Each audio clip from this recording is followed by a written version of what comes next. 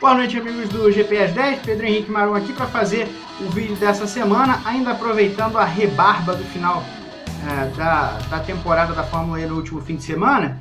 Mas como a gente já falou muito sobre isso no site, no Paddock GP na terça-feira, no Paddockcast nessa quinta-feira, lá na hora do almoço, eu não vou falar nem da decisão em si do campeonato e nem da confusão envolvendo o Jean-Éric Vergne e a tentativa dele de manipular ali a primeira corrida. Também dei nota para os pilotos em duas matérias, uma na quarta-feira, uma na quinta. Todos os pilotos do grid foram contemplados com a avaliação. Então hoje eu vou fazer uma avaliação um pouquinho mais voltada para três caras que saíram da Fórmula 1 no passado recente e estrearam na Fórmula E nesse campeonato. O Felipe Massa, o Stoffel Vandoorne e o Pascal Wehrlein. Nenhum dos três empolgou na temporada, mas eu não avalio nenhum deles também como um fracasso. Acho que as suas próprias maneiras conseguiram mostrar que merecem estar num grid importante como na Fórmula E e que devem continuar. As equipes que precisam de um piloto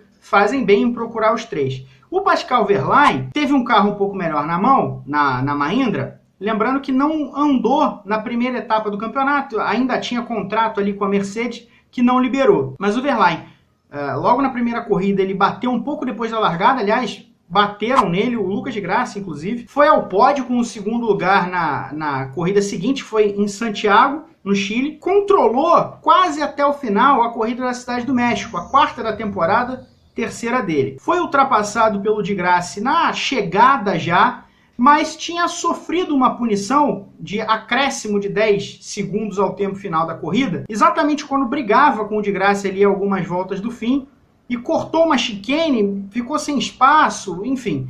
Uma punição que foi muito rigorosa naquela oportunidade, tirou o Wehrlein do pódio, colocou no sexto lugar. Mas ele andou rápido, teve como companheiro de equipe o Jérôme D'Ambrosio, que é um dos pilotos que está na categoria desde o começo, conhece muito bem o carro, quer dizer, o carro é novo, né? Mas ele testou desde o começo o carro da Mahindra, antes até do Wehrlein.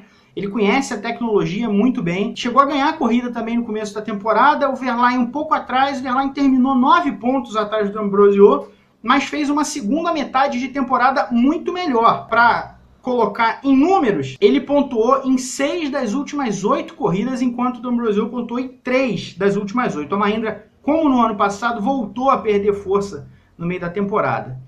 É uma pena que o Wehrlein tenha saído da Mercedes com algumas rusgas no ano passado. A Mercedes chega com uma equipe de fábrica na categoria nessa próxima temporada. O Wehrlein nem tem sido cotado na relação, aparentemente, realmente saiu machucada. Merece um carro bom, merece poder brigar por vitória. O Stoffel Vandoorne já teve um carro pior, que foi o da estreante HWA, que é exatamente quem vira a Mercedes a partir dessa temporada.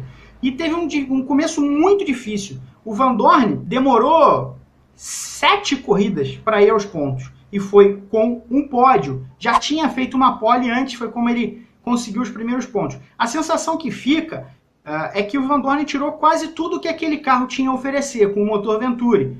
Né? Foram 35 pontos do Vandoorne contra 9 do companheiro de equipe dele, o bicampeão DTM, esse sim uma grande decepção, o Gary Paffett. O Vandoorne conseguiu mostrar valor e por isso ele vai ser um dos pilotos da Mercedes na próxima temporada. Está testando o carro, não há anúncio oficial ainda, seguramente dá para dizer ser um dos pilotos da Mercedes na temporada 2019-2020. Não há anúncio oficial, mas ele vai ser um dos pilotos da Mercedes. Chegamos em Felipe Massa, que fez, junto com o Eduardo Mortara, a melhor temporada da vida da Venturi nesses 5 anos de Fórmula E. Comentamos isso num vídeo há algumas semanas. E a comparação do Massa e do Mortara é a seguinte. Eles terminaram juntos na classificação do campeonato. O Mortara 14º, o Massa 15º, só que o Mortara 16 pontos na frente. Agora a gente tem que fazer uma autópsia desses números. O Mortara fez 52 pontos em 3 corridas seguidas. Um 4º lugar em Santiago, um 3º lugar na Cidade do México, e aí uma vitória em Hong Kong, que caiu um pouco na mão, ele terminou em 2º, o Sam Bird foi punido algumas horas depois da corrida, e ele foi alçado ao posto de vencedor daquela corrida. Só que depois disso ele não pontuou mais nas 7 provas derradeiras do campeonato, enquanto o Massa pontuou 5 vezes nessas últimas 7 provas, tinha pontuado uma vez antes, conseguiu ir ao pódio em Mônaco.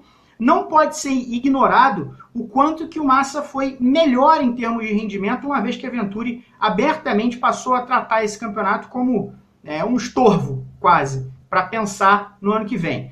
E o carro, naturalmente, não conseguiu acompanhar os demais. O rendimento do Massa foi muito melhor na segunda metade da temporada que o Mortara, muito melhor. Errou menos, pontuou mais e vale o contrato que a Venturi assinou com ele por 3 anos, agora ainda tem mais 2 temporadas. Também a gente não pode ignorar que muita gente reclamou do Massa, especialmente o Gary Paffett e o Oliver Rowland foram mais vocais, especialmente em treinos, né? Sobretudo nos treinos livres e tal, que o Massa bloqueou na pista.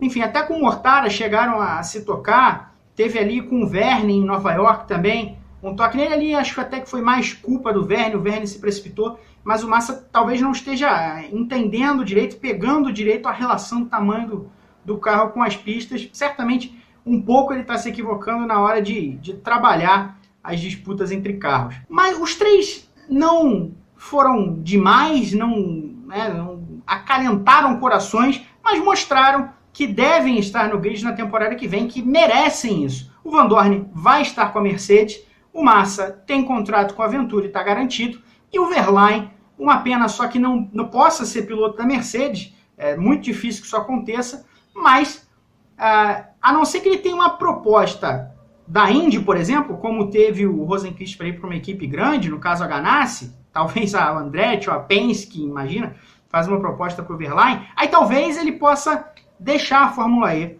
por conta própria. Agora, ficar sem vaga no campeonato, eu acho quase impossível que aconteça, que é um piloto muito bom e mostrou velocidade no campeonato. Valeu, pessoal. Ficamos por aqui. Semana que vem, quinta-feira, tem Gabriel Curti. Eu volto em 2 quintas-feiras para mais um GP às 10. Grande abraço e até mais.